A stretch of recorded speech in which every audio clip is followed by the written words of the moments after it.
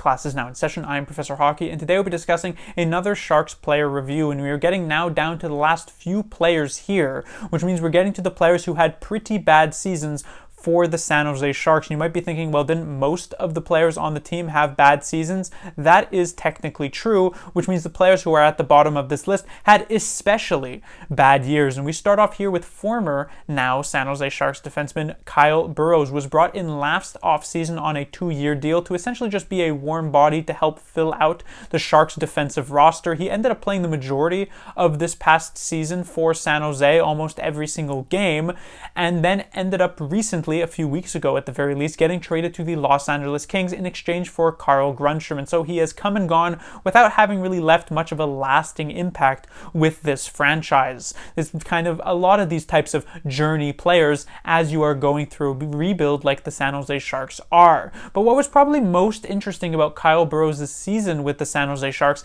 is that he was likely the defenseman on the team who was tasked the most with having to play outside of their comfort zone. And what I mean by that is if you take a look at a player like Mario Ferraro, he's likely a second pairing defenseman at the NHL level, but because the Sharks didn't really have many better options, they were forced with playing Mario Ferraro as a top pairing defenseman, a number one defenseman here for San Jose. You look at Jan Rutta, he's probably a third pairing defenseman around the league, and yet he was getting second pairing minutes. Marc-Edouard Vlasic probably shouldn't even be on an NHL roster, and yet he got a decent chunk of games this past season on the Sharks' third pairing. So if you take a look at Kyle Burroughs, he's likely a borderline third pairing guy, maybe more of a seventh defenseman as well. Like I mentioned, he was traded to the Los Angeles Kings, and I highly doubt he ends up getting close to that 82 game mark for them next season. Will probably be a relatively frequent healthy scratch, barring any sort of injuries on that team, and will play a decent chunk of games, but not all that many. But even if we were to consider him a third pairing defenseman, while he did get some ice time in that role for San Jose this past season, he spent almost 40% of his even strength ice time on a pairing with Mario Ferraro, which means almost 40% of his even strength ice time was on the Sharks' top pairing, which is way above the level that Kyle Burroughs should realistically be expected to play. But as was the case with so many different Sharks players this past season having to fill in holes on this roster due to a lack of better options, David Quinn ended up placing him in that particular role, and it was no surprise that when in that situation, Kyle Burroughs struggled immensely. Honestly, he wasn't even particularly good on a third pairing role, but on the first it was made significantly worse. And so it does bring up the question of how much is that really the fault of Kyle Burroughs, because he knows himself, I imagine, that he's more of a third pairing guy. And I would imagine all general managers and coaches around the league would look at Kyle Burroughs and say, yeah, I might play him as a sixth defenseman. But David Quinn had him playing in a top pairing role, and so him struggling in that area shouldn't come as a surprise at all. And it's really hard to penalize him for that. It would be quite easy to just come up and say, well, he clearly played terribly, and so I'm going to give him an F grade because he was so bad.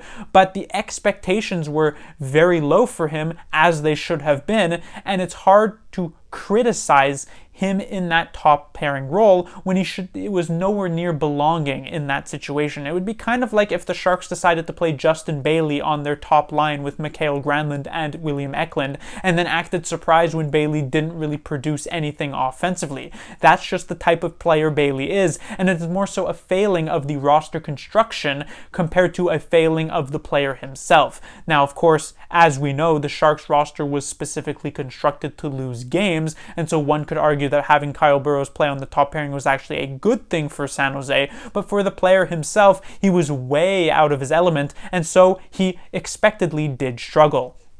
If we take a look at his statistics this past season, 73 games played, 2 goals, 6 assists for 8 points. Those point totals are nothing special at all, quite bad. In fact, I'd go so far as to say that Kyle Burroughs was likely the weakest offensive defenseman on the San Jose Sharks, which is really saying something considering pretty much every defenseman on the Sharks was not very good offensively. But I would still take players like Ferraro, Thrun, even Jan Rutta and Marc-Edouard Vlasic over the offense, the very little offense that Burroughs actually offered up. When it came to his games played, 73 games means he only missed a handful, less than 10 games missed. But what was interesting here is that, yes, I believe there were a couple of injuries that did keep him out very briefly, but he was also a healthy scratch bench a few times this past season. So for him to really have these games where he's playing on the third pairing, then playing on the first pairing, and then being a healthy scratch, unable to even make the lineup, that is an extremely up and down level of deployment coming out from David Quinn, which realistically just shows the coach's desperation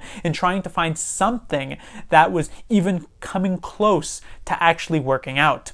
When it comes to Burroughs' plus-minus, a minus 42 is obviously not very good, but as I already mentioned, he was being played way out of his element. It's hard to penalize him too much for that, so it is really not that much of a surprise that he ends up with the worst plus-minus out of any defenseman on the San Jose Sharks. And then when it comes to his time on ice, this really reflects the amount of ice time that he truly did get. 19 minutes and 9 seconds. While that is not necessarily the top amongst San Jose Sharks defensemen, it is very important to remember that Kyle Burroughs pretty much got zero power play ice time. As I mentioned, he was the weakest offensive guy on the back end for the San Jose Sharks, which means of these 19 minutes and 9 seconds, pretty much all of it, 99% of it, was either even strength or shorthanded ice time. If you look at other teams' top defensemen or top pairing defensemen, they might have 21, 22, sometimes up to 23 minutes, but a good 2 to 3 minutes of that per game are simply just power play time that they get in a 5-on-4 fully offensive type of situation. The fact that Kyle Burroughs gets nothing of that nature and yet still hit over 19 minutes of time on ice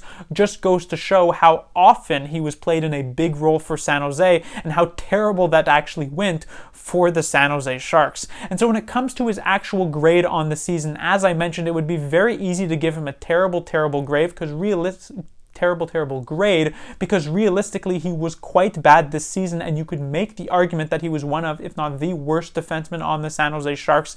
But when you take into account his deployment and the fact that he really should not have found himself in the situations that he did, and that's not really his fault, his grade actually looks slightly better, still below expectations, because even in a third pairing role he wasn't necessarily that great, and offensively he was quite terrible, but his grade of a C- is not as bad as it could have been.